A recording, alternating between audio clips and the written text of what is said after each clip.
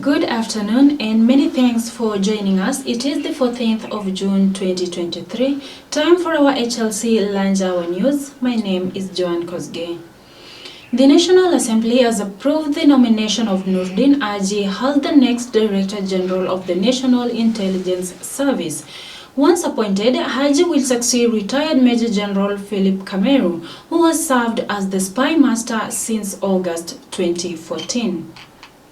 Machinery, we must have an intelligence service that is perfect in every sense of the word.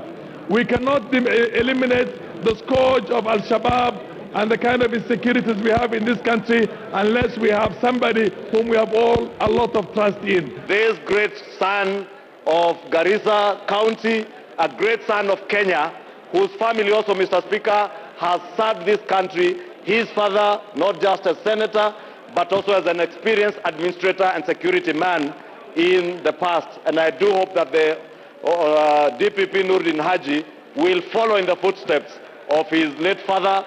Any constitutional or statutory requirements relating to the Office of Director General of the National Intelligence Service and suitability of the nominee for the appointment proposed, having regard to whether the nominee's abilities, experience, and qualities met the needs of the agency. I suppose that Mr. Haji will be able to do the same and in fact do better. Mr. Speaker, this House appropriates colossal sums of money. This House appropriates a lot of money year in, year out to the NIS. And that money is appropriated for the sole purpose of capacitating the institution for it to be able to execute its mandate without any hindrance. President William Ruto has called on members of the parliament to pass the controversial Finance Bill 2023, saying he will not rely on borrowing to fund the government agenda. Speaking in Kirinyaga on Tuesday, President called on Kenyans to support the bill, saying it will be good for the country's future. Hawa wananchi walipiga foleni ukapata kazi. Si ndio? Ukapata cheo, unaitwa mheshimiwa, mshahara yako iko sawa sawa namna hiyo. Sasa saa hii tumesema wacha tutoe kitu ili wale watu ambao walituchagua ndio tukue na hizi kazi, hata na wao watoto wao wapate kazi. Tunaanza Kiswahili. Wabunge wetu wote isipokuwa mmoja wanaunga mkono finance bill na serikali yako, na kwa hivyo hakuna wasiwasi. Tunangoja tu siku. Kiambiwa tutoe 3% ama 1.5% ili hawa watoto wetu wapate kazi. Wewe unasema hiyo inanihusu na nini? Surely. Tumesikia bunge wameanza tena kutoa ile vitu uliweka. Tunaomba bunge tafadhali mtuachie hii mpango wetu. Lakini pia tunaheshimu nyinyi. But please don't mutilate our plan. In the unfortunate event you do, we'll have to go back to the drawing board. Our economy is in a bad state and it has to recover. And the only way it can recover is if you take a painful step to sacrifice so that we can get the opportunity to take our economy where it's supposed to be. We inherited an economy that had issues. Kama ingekuwa kazi rahisi, kila mtu hapa angefanya, wewe pekee ndio rais. Do what you must do to take this country to the next level. And to rather sad news, police in Kaptebe area was in Gishu County are investigating a man suspected of killing and beheading his lover before running away. The suspect, identified as Eliud Kipchoge, reportedly attacked and stabbed a 35-year-old Sheila Kirwa 8 times. Mama alichinjwa kama ng'ombe na akadungwa visu karibu mara 8 kwa tumbo. Kuna kijana ambaye aliua mwanamke na baada ya kumuua alimchinja na akatenganisha mwili na kichwa. Jana ameshika huyu mke kama mke wake na ni wa mwenzake, wa ndugu, yani ni wa jirani. Huyu ameshashikwa na akapelekwa, ameshafungwa karibu miaka 7. Amechoma nyumba ya mama mkwe lakini hatua haijachukuliwa. Kama nasikia uchungu kidogo. Nimemweleza mara kadhaa jana na familia yangu asikii. Mpaka sasa ikafikia jana wakati mwingine juzi tu almost 2 weeks alinitishia maisha mpaka akanitafuta na kisu. Ilikuwa mwendo wa saa 7 mchana hivi. Huyu mama amewacha watoto wake, amewacha mzee mpole sana. Senator Thabita Karanja stepped down from her role as Keroge Brewery's Chief Executive Officer.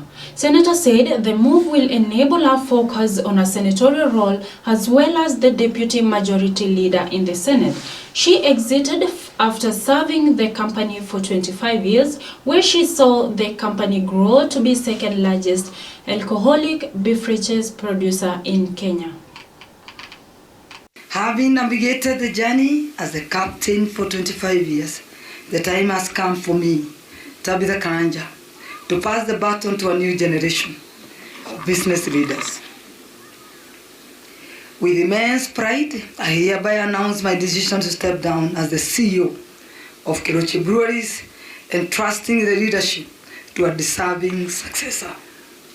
Keroge is 25 years old. That therefore implies we have a strong organization that can go global. We have a strong balance sheet that can sustain us for the next 100 years. The CEO, the chairman of the organization, have set the pace for us. The distributors have stood with us. The employees have stood with us. It is now our turn to ensure this organization moves to the next level. And elsewhere, the government has put a notice on individuals involved in embezzlement of funds belonging to members of the SACCOs. Speaking in Mombasa during the opening of the first Cooperative Movement Stakeholders Conference, the Cooperative Development Cabinet Secretary Simon Chelugui says that there is need for SACCOs to improve governance and leadership to avoid mismanagement of funds. He also challenged SACCOs to diversify in a bid to improve revenue.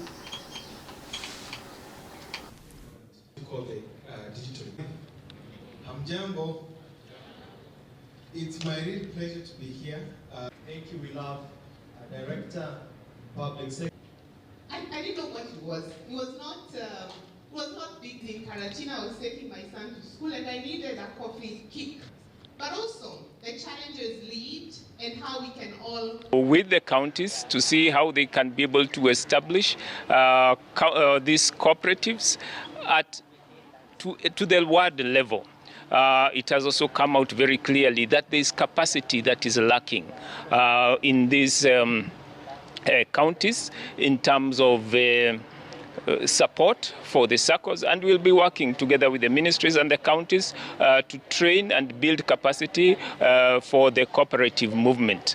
We have to keep an eye on this sector to ensure no money is lost or through collapse of SACCOs. We are giving a serious warning to anybody who could have been involved in maybe in fraudulent activities on societies, that we are tracking and following them up, and using other agencies of government. We will not let any shilling of the members, of the cooperative members, to be lost. So we are working with the agencies as we speak. Business players in the manufacturing sector have called for the joint collaboration between the countries to fight trade against counterfeit goods. This was one of the measures proposed during the opening of a symposium to address the menace of counterfeit and illicit trade in the country and beyond. International collaboration and information sharing with other countries is important. Regional organization and IP right holders, which are paramount to the war against counterfeit.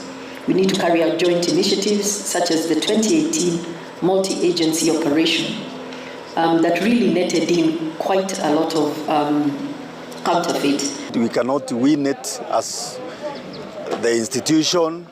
We are seeking collaboration from all over the world so that we can fight counterfeit. This is especially key, as highlighted by the International Chamber of Commerce, that in Kenya, the counterfeiting business is valued at approximately 116 billion Kenyan shillings, causing the government to lose around 11 billion Kenyan shillings to counterfeiting and piracy.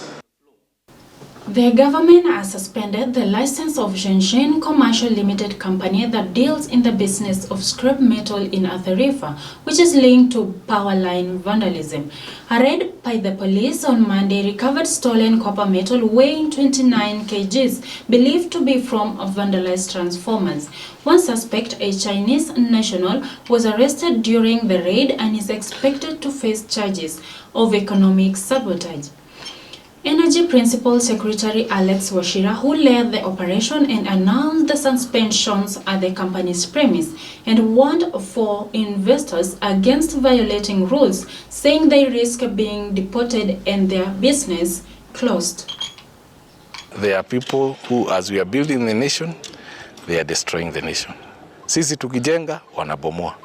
The unfortunate incident is even to find KPLC marked fuses. The fuses that are used in the transformers, that they are here, not one, not two, several pieces. If you're exporting aluminium and copper, then you need to tell us where you're mining that copper from. Today we have suspended the license of this Jinxing factory from both dealing in scrap metal and exporting. So as it is now, as we charge them in court and do further investigation, we have suspended the operations. Pia tunatoa onyo kwa yeyote yule nchini Kenya ambaye anajihusisha na scrap ambayo imepatikana kutoka kwa vandalism, kuwa we are going to spare no one. Tutakuja na tutafunga hata kama ni kiwanda, na kiwanda chochote ambacho pia kinapokea scrap usiku. We have come to the end of our lunch hour news. Many thanks to all those who made this a success. Among my camera person, Mary Owano. Many thanks for staying with us. My name is Joan Kosgei.